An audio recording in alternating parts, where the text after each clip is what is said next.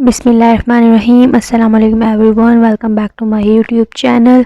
आज की इस वीडियो का हमारा मेन मकसद है टेंस को समझना। टेंस क्या चीज़ होती है इंग्लिश लैंग्वेज से रिलेटेड आज की हमारी ये वीडियो है। और आज की हम इस वीडियो में समझेंगे टेंस क्या होता है और इसकी कितनी टाइप्स होती हैं। बहुत सारे बच्चे इसमें बहुत कंफ्यूज्ड होते हैं, पास्ट को प्रेजेंट में समझते हैं, प्रेजेंट को फ्यूचर समझते हैं। ये कन्फ्यूजन आज की हम इस वीडियो में क्लियर करेंगे। तो without wasting a single moment let's start. तो हम पहले समझते हैं टेंस को, ठीक है। तो हम समझते हैं इस वीडियो में टेंस क्या होता है, ठीक है। हमारे पास आ गया टेंस। टेंस को उर्दू में ज़माना कहते हैं। अब ज़माने से क्या मुराद है? वक्त, पीरियड ऑफ टाइम, ठीक है। कोई सी भी लैंग्वेज हो, हम जिस भी लैंग्वेज को हम यूज़ करें, चाहे वो इंग्लिश हो, उर्दू हो, सिंधी हो, फ्रेंच और एनी अदर लैंग्वेज, किसी भी लैंग्वेज को बोलने से पहले हमें क्या ज़रूरत होती है? इसकी बेसिक्स समझने के लिए। और बेसिक्स समझने के लिए हम उस लैंग्वेज की क्या देखते हैं? ग्रामर। तो इंग्लिश ग्रामर समझने के लिए जो बेसिक चीज़ है वो है टेंस। जब तक आपको टेंस क्लियर नहीं होगा आप नहीं समझ सकते लैंग्वेज, इंग्लिश लैंग्वेज क्या है, ठीक है। हमें ये बात समझ में आ गई कि टेंस ज़माने को कहते हैं, यानी कि वक्त। अब वक्त कितनी किस्मों का होता है, मतलब वक्त को हम कितने पार्ट्स में डिवाइड करते हैं? पास्ट,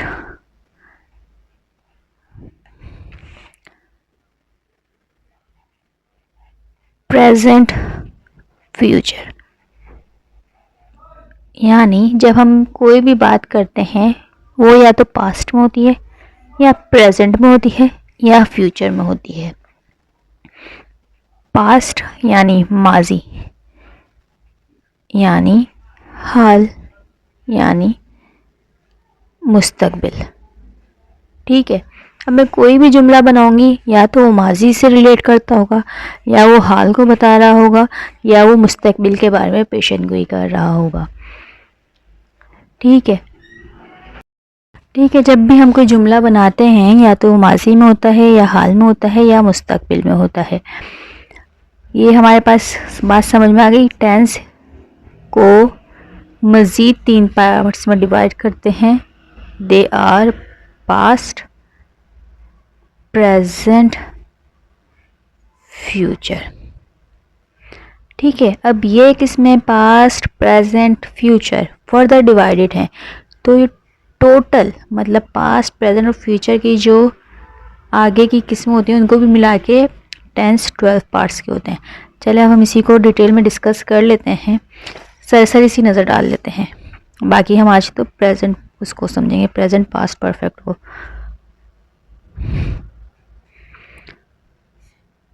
प्रेजेंट इंडेफिनेट, ठीक है। प्रेजेंट कंटिन्यूअस, परफेक्ट कंटिन्यूअस,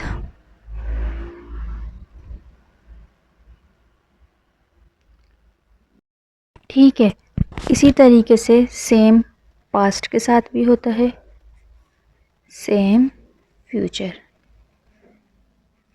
अब जैसे प्रेजेंट है, present indefinite, present continuous, present perfect continuous.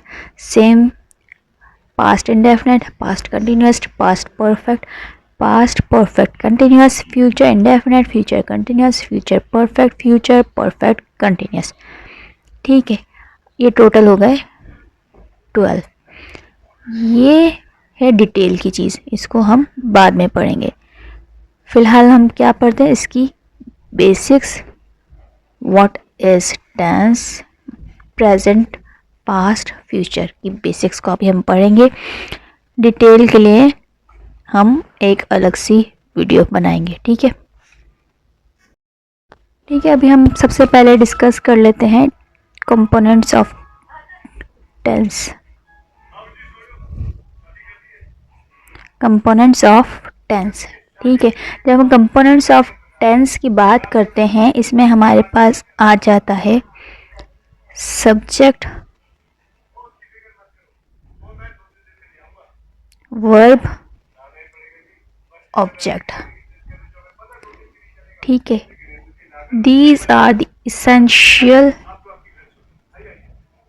Elements. ठीक है, इनमें से अगर कोई एक चीज़ भी टेंस में, सेंटेंस में नहीं होगी, वो जुमला सही नहीं होगा। ठीक है, बात समझ में आ रही है? मेन कंपोनेंट्स ऑफ टेंस कौन कौन से हैं? Subject, verb, object. ये तीनों मिलकर बनाते हैं एक कंप्लीट जुमला, एक कंप्लीट सेंटेंस। ठीक है, सबसे पहले हम बात कर लेते हैं सब्जेक्ट। सब्जेक्ट क्या होता है? वर्ब क्या होता है? ऑब्जेक्ट क्या होता है? ठीक है,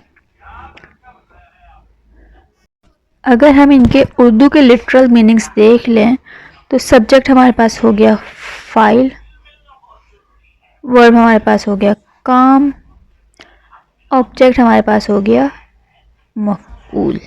ठीक है, आसान लफ्ज़ों में समझ लें, सब्जेक्ट फाइल, काम करने वाला। ठीक है, काम, एनीथिंग। ठीक है, एनी एक्शन। मफऊल यानी कि जिस पर काम हो रहा हो।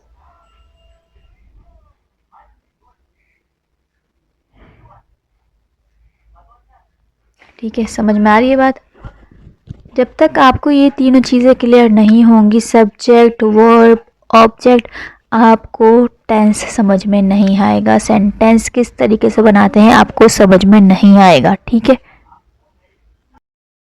ठीक है, हमें अब इसमें कंपोनेंट्स समझ में आ गए, बेसिक, हमें कंपोनेंट्स की बेसिक समझ में आ गई। ठीक है, अब हम बात कर लेते हैं structure, structure of a sentence. अब पास्ट का, जो पास्ट के सेंटेंस होंगे उनका डिफरेंट होगा,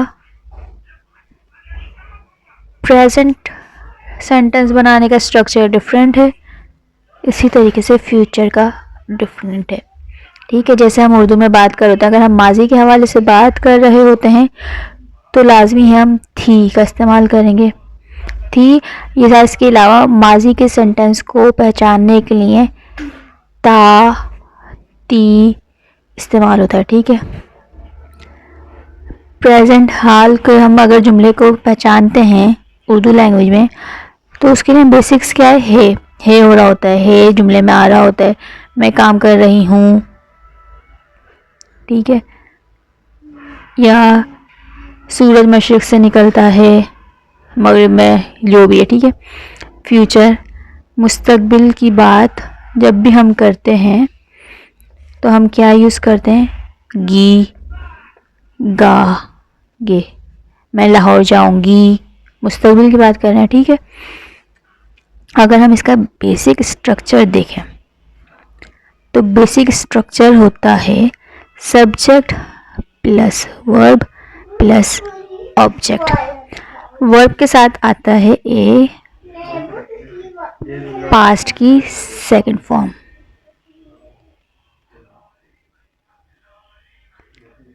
ठीक है, सब्जेक्ट ऑब्जेक्ट अभी आपको तसल्ली से हम समझाते हैं। अभी पास्ट सेकंड क्या होती है? अगर आपने वोकैबुलरी कभी देखी हो तो जो वर्ब होते हैं, वर्ब की 3 फॉर्म्स होती हैं। ठीक है, for example eat, ate, eaten. ठीक है, ईट, ये जो डिवीजन होती है ना अल्फाजों की, ये इसलिए इस्तेमाल होती है ताकि आपको जुमला समझ में आ सके। ठीक है, तो जब हम पास्ट की सेकंड फॉर्म यूज़ करते हैं वर्ब की, वो हम माजी में यूज़ करते हैं। इसके क्लियरिफिकेशन के लिए एक जुमला बना लेते हैं। आई एट फूड, मतलब मैंने खाना खाया। ये मैंने माजी में काम किया था, मैं अभी नहीं खा रही, ना मैंने खाया है, ना मैं भी खा रही हूँ, ना मैं खाऊंगी। मैंने यूज़ किया है अल्फाज खाया, मैंने खाना खाया। आई एट फूड, ठीक है। इसी तरीके से अगर हम प्रेजेंट का एक सिंपल सेंटेंस देख लें, इसी को अगर हम करते हैं,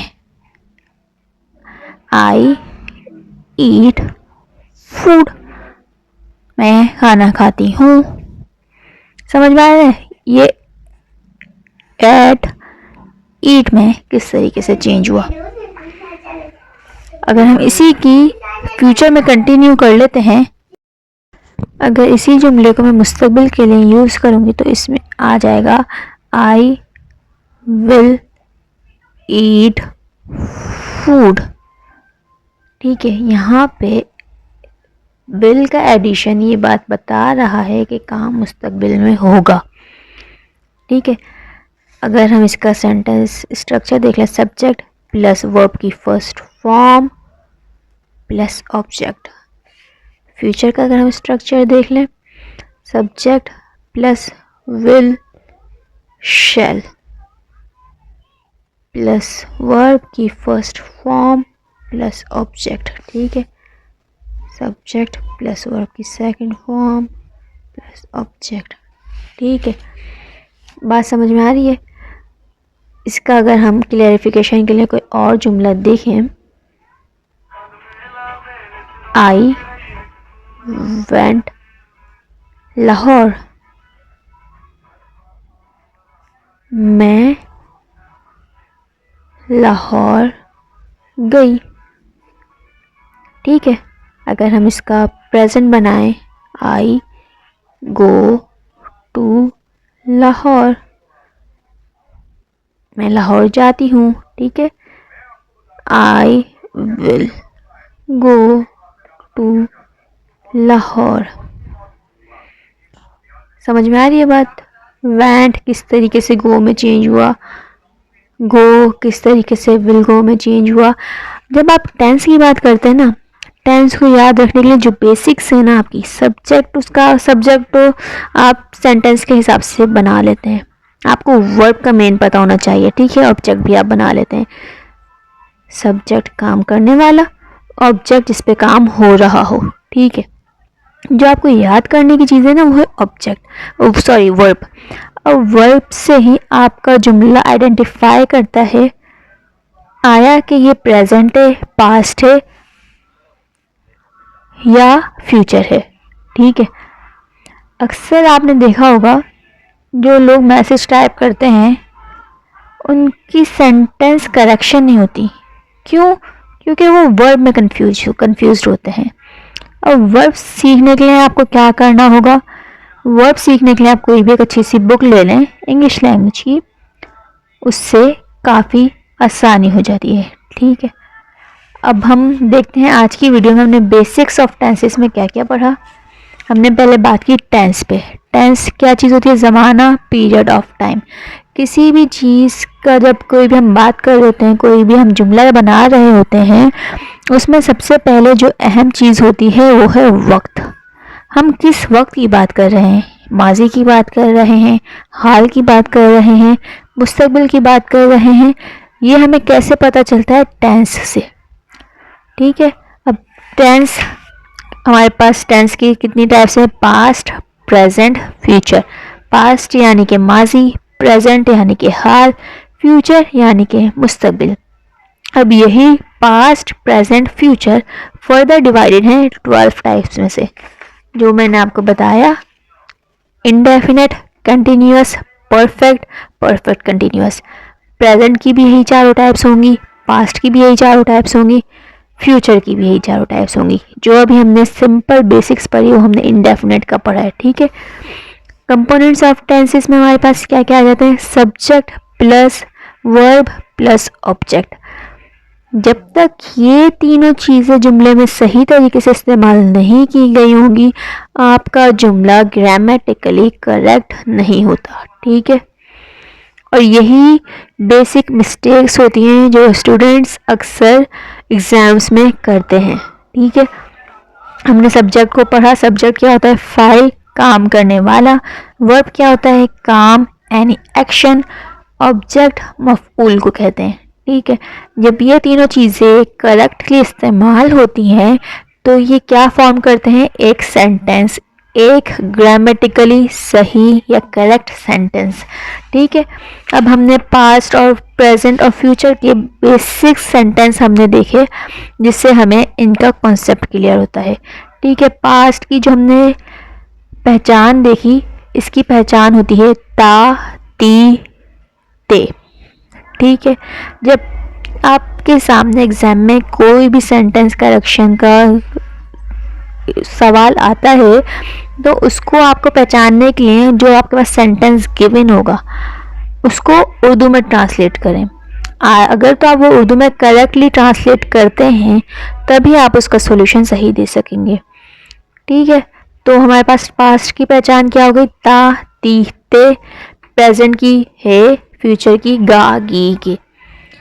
ठीक है, अब हमने इसका स्ट्रक्चर देखा तो इसके स्ट्रक्चर में subject plus verb plus object. Verb की हमारे पास यहाँ पे सेकंड फॉर्म यूज़ हुई है। इसकी हमने एग्जांपल देख ली, आई एट फूड। कोई भी हम सेंटेंस बनाएंगे उसका सब्जेक्ट और ऑब्जेक्ट वो हम सेंटेंस के अकॉर्डिंगली यूज़ करेंगे, लेकिन ये जो वर्ब की फॉर्म है ये सेम रहेगी। Whenever you are making simple past sentence, you have to use second form of verb. ठीक है, सब्जेक्ट और ऑब्जेक्ट हम अकॉर्डिंगली चेंज कर लेंगे। अगर हम इसकी प्रेजेंट इंडेफिनिट या प्रेजेंट सिंपल का एक बेसिक सेंटेंस देखते हैं, इसी को हमने आगे कन्वर्ट किया। आई ईट फूड। आई ईट फूड, मैं खाना खाती हूँ। तो यहाँ पे आपने देखा एक सिर्फ फॉर्म ऑफ वर्ब की वजह से पूरा जुमला चेंज हो गया। सब्जेक्ट भी सेम रहा, ऑब्जेक्ट भी सेम रहा, चेंज क्या हुआ? वर्ब। सेकंड फॉर्म से फर्स्ट फॉर्म हो गई तो ये सेंटेंस बन गया प्रेजेंट का। ठीक है, इसी को हमने आगे फ्यूचर में अगर जब हमने कन्वर्ट किया, आई विल ईट फूड। अब ईट के साथ विल आ गया, इसने हमें मुस्तकबिल की निशानदही कर दी कि ये जुमला मुस्तकबिल की बात कर रहा है। ठीक है, इसी के हमने आगे दूसरी एग्जाम्पल देख ली। आई वेंट लाहौर, मैं लाहौर गई थी। आई गो टू लाहौर, मैं लाहौर जाती हूँ। I will go to Lahore, मैं लाहौर जाऊंगी।